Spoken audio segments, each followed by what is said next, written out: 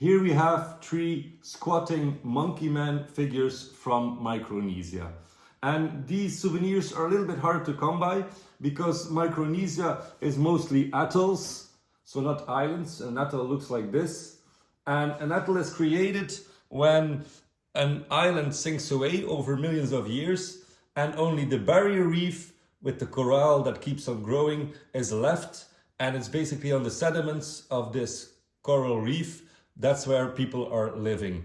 And since there's not a lot of resources there, the islands, or the atolls rather, weren't visited that much, which is still the case today. Another reason why they are quite rare is because they were somewhat copyrighted.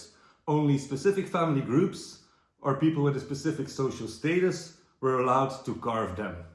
Now, why are they squatting? Well, the first reason is they're associated with spirit canoes, and this is basically a human figure sitting in a canoe.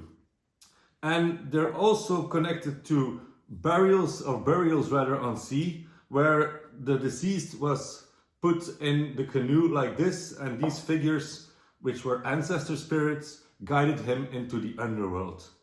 It's also a quite common position of burials in the ground, as you can see here, all over Polynesia, Melanesia and Micronesia as well. And this was done because the bones had to be collected, and so they left a little bit of the head unburied, so above the ground, and that way they could see when they could harvest the bones. So, like I said, it's a bit morbid. Now, they also represent a fetal position, so in a way they're both connected to birth and death. The cubist features of these figures can be taken to quite the extremes.